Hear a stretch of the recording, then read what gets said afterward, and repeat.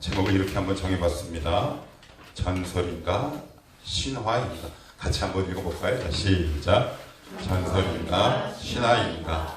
예, 사람마다 좋아하는 전설이 있고 신화가 있고 우화가 있고 동화가 있지요. 저는 개인적으로 이솝 우화를 되게 좋아합니다. 짤막짤막한 에피소드에 담겨있는 여러 가지 해학과 삶의 철학들이 이렇게 녹아 있어서 지금도 가끔씩 제가 이렇게 보기도 합니다. 그런데 되게 재미있더라고요. 오늘은 우리 창세기 19장 23절에서부터 29절 그 유명한 이야기입니다. 어제 주보에도 제가 짧은 문장으로 표현을 해놓은 것처럼 소돔과 고모라 이야기입니다. 교회를 다니지 않아도 이슬람 교도든 아니면 불교도든 교회를 다니지 않아도 소돔과 고모라의 이야기는 아마 한두 번쯤은 많이 들어보셨을 겁니다. 그리고 교회를 계속 다니셨던 분이라면 아마 역시 익숙하게 들었던 본문이기도 합니다. 원래는 열왕기상을 우리가 쭉 계속 보고 있는데 열왕기상을 목요일까지 계속 준비를 하다가 금요일날 조금 본문을 바꿔 선회했습니다. 이유가 있으시겠다 싶어서 본문을 좀 바꿔봤고요. 오늘 이 말씀을 통해 저와 여러분 모두 하나님께서 우리에게 말씀으로 도전 주시길 원하고 말씀으로 여러분들에게 다가가길 원합니다. 1950년에 우리나라에 무슨 일이 있었냐면 잘 알다시피 6.25 전쟁이 있었는데 그때 미국을 발칵 뒤집어 놓는 한 사건이 일어났는데 1950년 2월 9일 미국 웨스트버지니아주 여성공화당원대회에 공화당 상원 의원이 요셉 메카시 상원 의원이 이 발언이 거기에 모인 모든 사람들뿐만 아니라 미국 전역을 발칵 뒤집어 놓습니다. 그 발언의 요지는 이렇습니다. 나는 지금 내 수첩에 United States of America 이 안에 아메리카 안에 내 수첩 안에는 공산주의자 205명의 명단이 있다. 발칵 뒤집힙니다. 왜 이렇게 발칵 뒤집히냐? 그 당시는 러시아, 지금의 러시아, 그때는 소련이에요. 핵 개발에 성공하고 그리고 중공이라고 그랬습니다. 옛날에는 중공, 지금의 중국이죠. 이제 홍군에 의해서 넘어가서 굉장히 그 빨간 세력들, 일명 좌익 세력들이 확대 일로에 있었어요. 그러니까 세계 초강대국을 꿈꾸는 미국의 입장에서는 쟤네들이 세력이 커가는 걸 방치할 수 없단 말이죠. 거기에 대한 대응되는 발언으로 이 발언이 터져나옵니다. 그래서 이 일로 인해 미국이 어느 정도로 발칵 뒤집혔느냐. 여기 앞에 계신 어른들은 알 거예요. 험프리 보가트라는 유명한 미국 배우가 있습니다. 중중을머를 입혔어요.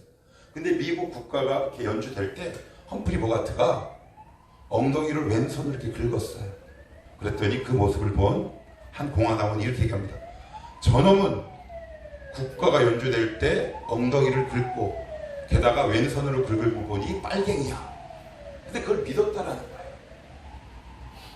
이게 인간이 한번 우민화되기 시작하면 광풍이 몰아치기 시작하면 거기에 다 매도되고 블랙홀처럼 빨려 들어가는 것 같아요. 그래서 이 메카시즘이라고 불리는 이 발언 때문에 미국의 다양한 사람들이 피를 입었는데 한 해에만 5,300명의 공무원이 파면을 당합니다. 파면이에요. 파면. 가장 강력한 징계가 파면입니다. 해임이 아니에요. 파면이. 그리고 이름만 내면 잘 아는, 심지어 트루먼 대통령 들어봤죠? 아이젠하워 대통령 들어보셨나요? 이 사람들까지 공산주의 아니야? 라는 의심을 받을 정도였어요. 그래서 심지어 그 당시 미국에 있어서 가장 촉망받는 과학자 가운데 한 사람인 로젠버그 과학자 부부가 있는데 빨갱이로 몰려 사형당하게 됩니다. 그래서 전 미국이 수청 작업이 들어가요. 그 가운데 그 유명한 사람이 한 명 등장합니다.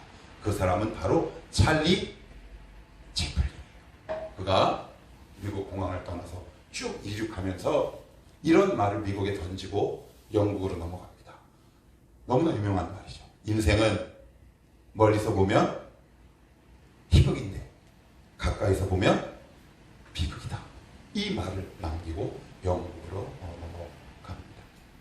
오늘 우리가 읽은 이 본문에 어떻게 보면 희극 같기도 하고 어떻게 보면 비극 같은 내용이 있어요. 희극인데 그냥 다 비극인 것 같은데 이걸 웃어야 하나? 뭐 그런 상황도 있습니다. 다른 말로 바꾸면 신화 같기도 하고 오늘 설교 제목처럼 전설 같기도 한 어떻게 보면 허무맹랑하고 터무니없어 보이는 말의 향연이 시작됩니다.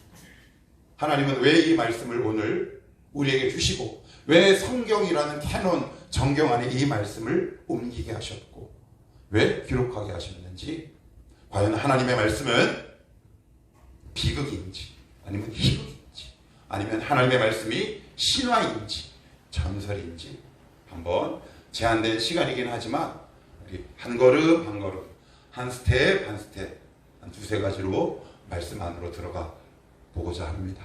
먼저 우리 23절을 여러분들이 한번 읽어주시겠습니까? 19장 23절입니다. 시작. 롯이 소알에 들어갈 때 해가 돋았더라. 소알이 어디냐면 소돔과 고모라가 있는 도시를 보통은 소알이라고 불렀어요.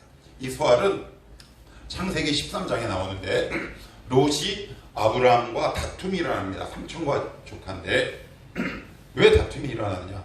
이 지역은 사막 지역이에요. 그러니까 사막 지역에 가장 중요한 두 가지가 있습니다.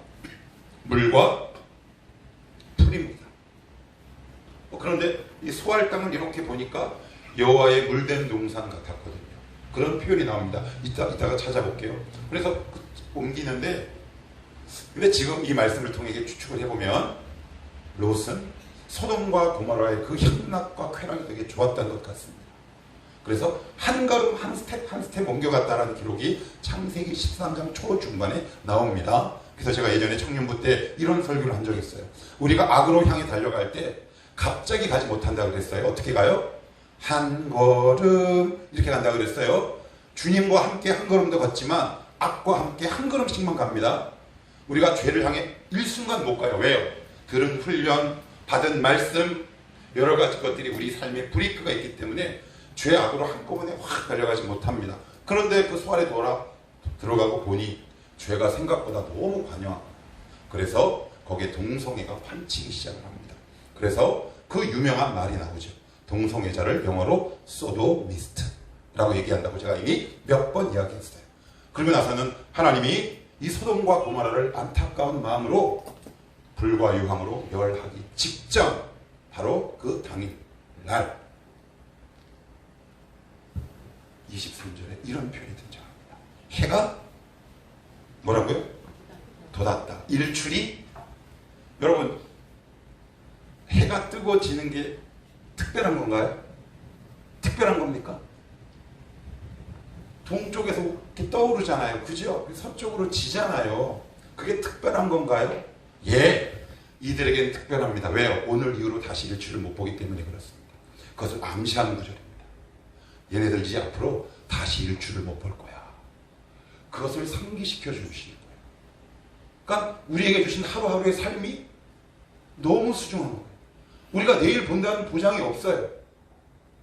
우리가 내일 해가 지는 것, 뜨는 것 본다는 보장이 없어요. 왜요? 과거로부터 지금까지 경험에 의해 추측만 할 뿐 그 누구도 보장이 없어요. 우리에게 보장된 날은 딱 오늘밖에 없어요. 그래서 우리가 하나님 말씀 앞에 매일매일 코람데오의 정신으로 살아가야 하는 이유가 바로 여기 있는 것 아니겠습니까?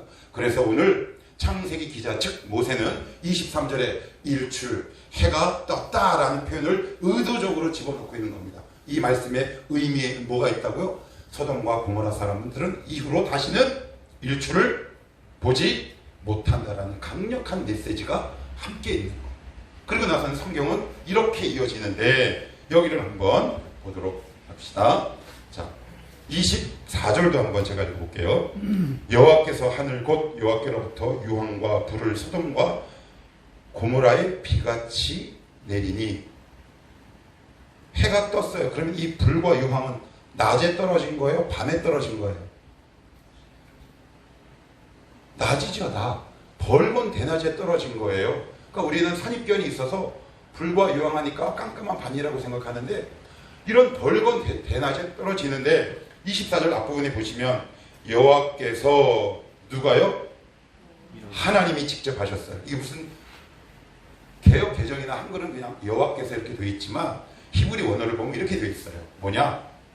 이 심판의 주체가 바로 여호와다라는 거예요. 그러니까 우연이 없는 거죠. 인간 사이에 일어나는 재난과 재앙에는 우연이 있지 않아요. 하나님의 선하신 목적을 달성하기 위해 하나님께서 모든 것 계획하고 계획 그 가운데 있다라고 성경은 얘기하고 계속해서 25절에 보시면 그 성들과 온 들과 성에 거주하는 모든 백성과 땅에서 나는 것을 다 엎어 멸하셨더라. 26절은 같이 한번 읽어봅시다. 시작. 로세 안에는 비를 보았으므로 소금 기둥이 되었더라. 이전에 청년 때 제가 여러 가지 성경을 읽으면서 불합리하거나 너무 억울하거나 이해되지 않는 본문 가운데 오늘 26절이 있었어요. 왜냐하면 제가 이 안으로 한번 들어가 봤어요. 내가 롯의 아내인 거야. 여호와의 사자가 와서 빨리 나가. 근데 그동안 소돔과 고모라에서 살았잖아요. 자기가 그동안 터 잡고 그리고 이 사람들과 관계 맺는 그 보금자리를 떠나는 이의 마음이 어땠을 것 같아요. 그죠? 그런데 이런 사람을 두고 소금 기둥을 만들어버리는 여호와라면 난 불안하다 라는 결론에 이르게 됐어요. 그런데 그건 내가 성경을 전혀 모르는 무식쟁이라는 걸 나중에 알았어요. 여기서 뒤를 돌아보다라는 뜻은 우리는 보통 뒤를 보다라는 거 이렇게 해요. 막 어머 어떡해 이게 아니라 가다가 멈춰서 유턴한 다음에 거기를 걸떨히 생각하면서 보는 거예요. 그러고 나서 사전에 보면 괄호 열고 이렇게 적혀 있어요. 아까워하고 아쉬워하다 라고. 소돔과 고모라가 너무 아깝고 아쉬운 거야. 죄를 떠나는 것이 아쉬운 거야. 우리가 왜 죄를 못 떠나는 줄 아세요? 내가 짓는 이 죄가 끊는 게 너무 아쉬워요. 맞아요? 아니에요? 맞습니다. 동의하는 걸로 알겠습니다. 이 죄가 나에게 끼치는 유익이 있단 말이에요. 나를 자극하는 쾌락이 있단 말이에요. 그래서 이것을 끊자니 너무 아깝고 아쉬운 거예요. 그래서 어떻게 해요? 하나님의 말씀은 한 귀로 듣고 흘리지만 내 죄악을 끊는 것에 대해서는 골똘히 생각하는 결론, 나는 안 끊어라는 결론이 이르게 됩니다. 근데 오늘 여기서 되게 희극이면서 비극인 한 장면이 나와요. 이게 뭐냐? 지금 소돔과 고모라는 어떤 상황에 빠졌어요? 예? 다 죽는 판이에요. 그런데 그것을 보고 싶을까요? 여기에 인간의 무서움이 있는 거 아세요? 인간이 죄가 여러분들 안에 침투해서 여러분의 인격과 습관을 다스리면 지금 불에서 하늘에서 불심판이 떨어져도 우리는 불섭으로 들어가는 나방 같은 본질적인 능력을 갖고 있어요. 우리는 죄에 대해서 수동적이지 않아요. 여러분 죄에 대해서 이 목사뿐만 아니라 우리는 다 능동적이에요. 그래서 상황윤리에 빠지시면 안 되는 거예요. 하나님 어쩔 수 없었어요. 아니요. 나는 짓고 싶었던 거예요. 롯의 아내처럼. 되게 적극적으로. 제가 오늘 어제 말씀을 준비하면서 깜짝 놀랐어요. 돌아서서 골똘히 골몰이 생각하다. 이게 지금 생각할 상황입니까? 빨리 피난해야죠. 얼마나 그 죄악으로부터 떠나는 것이 아쉽고 안타까웠으면 유턴을 해서 거기서 봅니까? 오늘 하나님이 이 본문을 통해 우리에게 이렇게 말씀하는 거예요. 너 정말 이 죄 끊는 게 아깝니? 너 이 죄를 떠나는 것이 그렇게 아깝니? 이렇게 우리에게 권면하고 말씀하고 있는 거죠. 더 무서운 건 뭐라고요? 그 상황 가운데서도 죄악의 현장으로 달려가는 우리의 본질이에요. 전 겪어봐서 알아요. 전 겪어봤어요. 목사가 됐는데 겪어봤어요. 그때 저 제 자신을 보고 얼마나 놀랐는지 아세요? 아, 내가 이렇게까지 악한가? 인정하기 싫더라고요.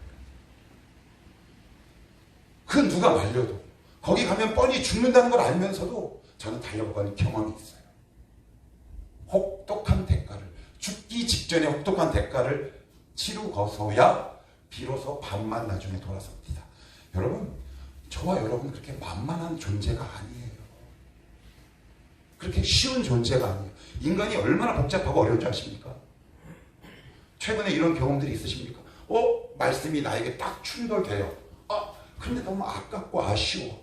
그런데 그것으로부터 끝날 수는 있어. 그런데 롯의 아내처럼 그것을 골똘히 보거나 이렇게 달려가면 지금 나는 많이 빗나가 있는 거예요.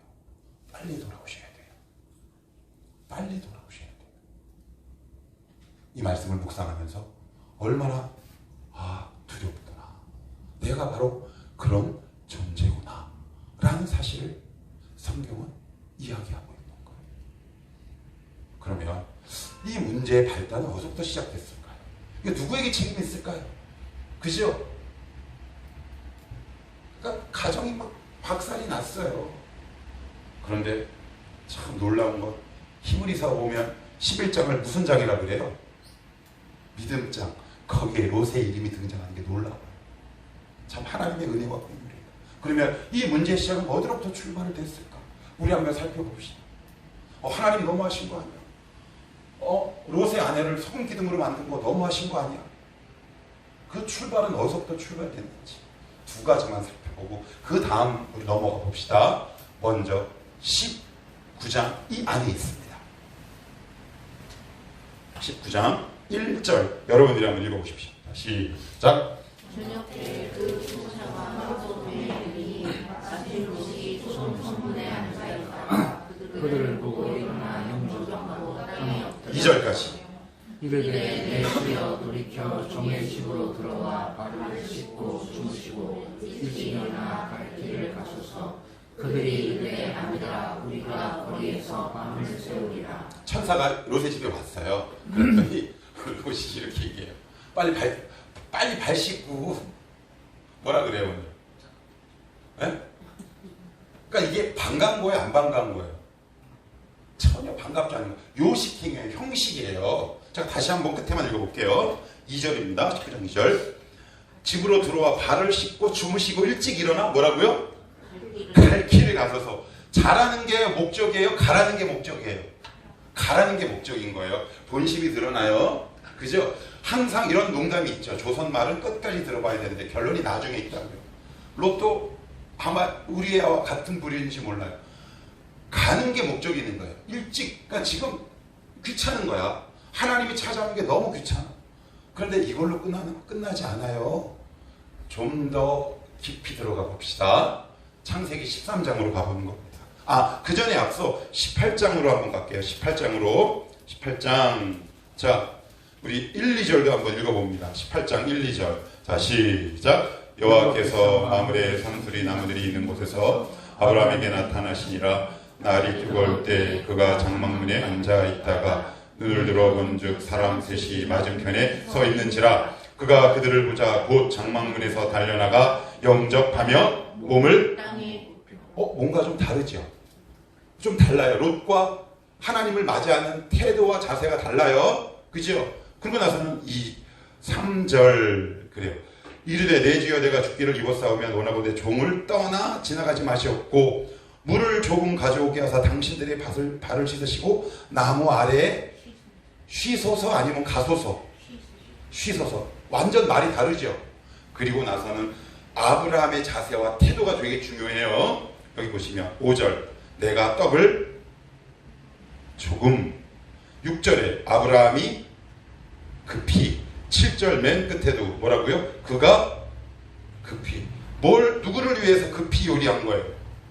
하나님을 위해서 급했어요. 하나님을 위해서 급했다고요. 그런데 제가 지금의 도량형으로 환산하면 여기 나오는 아브라함이 조금이라는 말은 약 그 당시 약 150명 정도 함께 먹을 수 있는 음식을 장만한 거예요. 그런데 조금이라고 그랬어요. 그러니까 하나님을 맞이하는 자세와 태도가 롯의 그것과 확연하게 다르죠. 그러면 이 문제의 정말 원인은 어디서부터 있었을까? 13절이 결정적인 근거를 우리에게 제시합니다. 창세기 13장으로 한번 가봅시다. 창세기 13장 봅시다. 13장 10절입니다. 10절 13장 10절 시작. 이에 롯이 눈을 들어 요단 지역을 바라본즉 소알까지 온 땅에 물이 넉넉하니 여호와께서 소돔과 고모라를 멸하시기 전이었으므로 여호와의 동산 같고 애굽 땅과 같았더라. 그러므로 롯이 요단 온 지역을 택하고 동으로 옮기니 그들이 서로 떠난지라 라고 되어 있어요. 자, 어디로 누가 이 자리로 선택합니까? 롯이. 그죠? 롯은 안목을 따라갔고요. 아브라함은 말씀을 따라갑니다.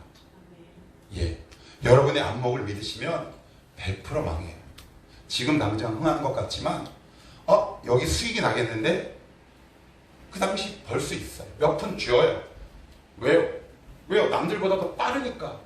그런데 결론과 결과는 그렇게 녹록지 않아요.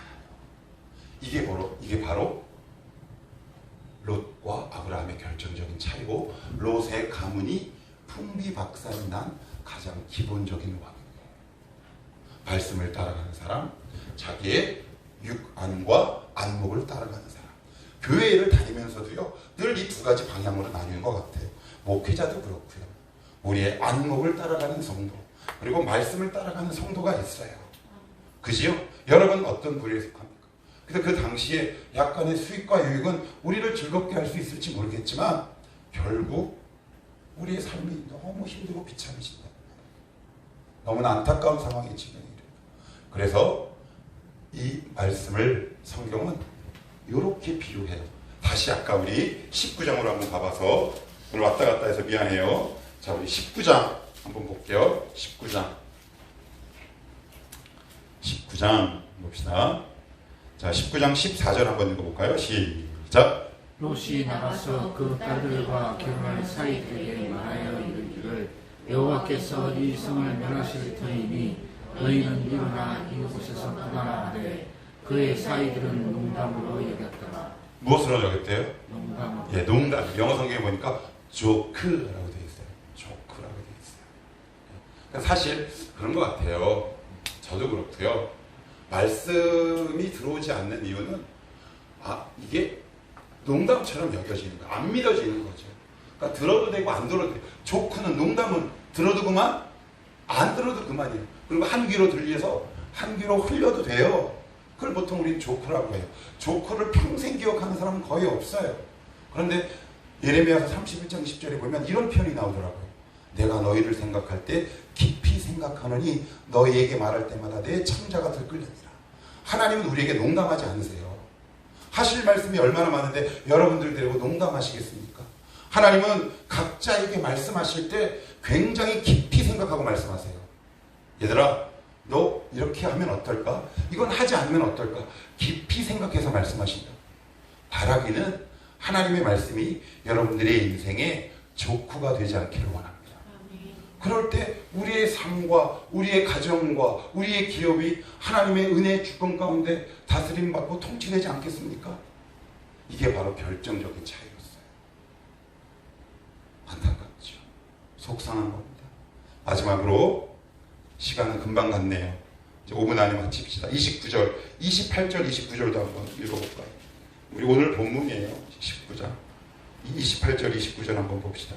자, 시작. 소돔과 고모라와 그 온 지역을 향하여 눈을 들어 연기가 옹기 가마의 연기같이 씻었음을 보았더라.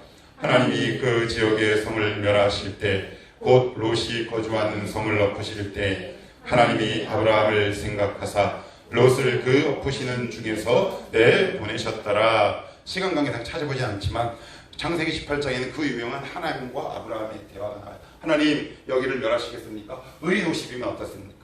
40명이 어떻습니까? 20명, 10명 어떻습니까? 주님, 좀 이 성을 구원하시고 우리 롯 생각 좀 해주십시오 라는 이 아브라함의 강력한 간청에 하나님께서 응답하십니다. 그래서 롯을 여기서 29절에 아브라함을 생각하사, 아브라함이 뭘 생각하사? 기도를 생각하사. 하나님은 오늘도 여러분들의 기도를 깊이 생각하시는 분입니다. 우리가 드리는 이 기도가 함부로 하나님께 올라가는 것이 아닙니다. 요한계시록에 보면 대접에 담아서 올라간다는 기록이 나와 있습니다. 우리의 기도가 땅에 떨어지지 않아요. 언젠간 될지는 모르겠지만 반드시 하나님께 올라간다라고 성경 기록하고 있어요. 그러면 왜 우리는 기도하는데 응답을 잘 받지 못할까? 특별한 비법은 아니고, 오늘 본문에 보시면 아브라함이 하나님 말씀대로 그러한 거 아닌가? 일찍 일어나 소돔과 고모라를 눈으로 확인합니다. 이게 뭘까요? 내 기도한 대로 응답되는지 확인하는 작업이 필요해요. 여러분, 하나님 응답하는 관찰과 확인의 작업이 혹시 필요하십니까? 하고 계십니까? 그래야 하나님의 응답을 감사할 수 있죠. 그러니까 가장 구체적인 방법이 제가 뭐라 그랬나요? 기도의 제목을 구체적으로 쓰셔야 합니다. 그래서 한쪽에 X 아니면 wait 아니면 no 아니면 yes. 그럼 어떻게 됩니까? 아, 하나님이 나에게 응답하셨구나. 수천 년 전에 아브라함의 기도만 깊이 생각하시고 기억하시겠습니까? 그리스도 안에서 구원받은 모든 성도들의 기도를 오늘도 하나님은 깊이 생각하고 받고 계십니다. 여러분들의 기도가 결코 땅에 떨어지지 않아요. 여러분들 이걸 믿어내셔야 기도가 중단되지 않습니다. 어제도 제가 바나바훈련하면서 어떤 지체에게 이런 이야기를 했습니다. 성도들에게 가장 강력한 신앙의 쇠퇴기는 기도의 중단으로부터 오기 시작합니다. 이왕 얘기가 나왔으니 조금 더 사적을 달면, 최근에 우리 교회에 위기 아닌 위기가 좀 있어요. 왜냐하면 특별히 이중숙 집사님, 방주의 집사님이라고 할 뻔했는데 우리 지혜가 아픈 거예요. 그런데 두 분이 알다시피 중복이 더 튀어요. 근데 어느 날 기도하고 있는데 뭔가 느낌이 너무 세. 물론 하나님의 큰 주권과 경륜 가운데 있지만, 왜 기도하는 두 사람을 집중적으로 공략할까? 원인과 이유가 있다라고 생각이 들어요. 그래서 오늘 주보에 보시면 제가 맨 마지막에 이런 광고를 실었어요. 하나님, 기도의 동역자를 위해서 기도해 주십시오. 두 가지 의미가 있어요. 이들을 고쳐주시고 기도의 자리가 풍성하게 하시고, 두 번째는 함께 기도할 수 있는 기도의 동역자를 더 많이 보내주옵소서. 얘기가 좀 옆으로 갔습니다. 아브라함의 기도를 오늘도 하나님께서 깊이 생각하고 기억하셨던 것처럼 하나님은 저와 여러분의 기도를 깊이 생각하고 기억하십니다. 나 이렇게 기도했는데 확인되지 않으십니까? 그러면 내가 확인하거나 관찰하지 않았기 때문에 그렇습니다. 여러분의 기도의 노트를 한번 열어보십시오. 내가 기도했던 것들을 눈으로 한번 읽어 내려가 보십시오. 그러면 이게 응답됐네. 이건 좀 더 기다리라는 사인인가? 그러면 어때요? 하나님 감사합니다. 이런 주거니 받거니 유기적인 이 관계 속에서 하나님과 나 사이의 관계가 얼마나 더 풍성해지겠습니까? 이런 관계를 유지하는 여러분들이 되시길 바라요. 그래서 오늘 여기에는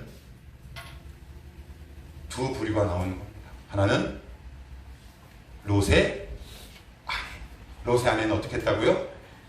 돌아서서 그 죄를 떠나는 것을 어떻게 했어요? 아쉬워하고 안타까워 했어요. 여러분도 그러세요? 그러지 않으셔야 합니다. 아브라함은요, 누군가는 그 죄악의 그 늪에서 허우적대는 반면에 아브라함은 그들을 위해 기도하기 시작했어요. 여러분들은 전자가 아니라 아브라함과 같은 이러한 영혼이 되시기를 주님의 이름으로 축복합니다.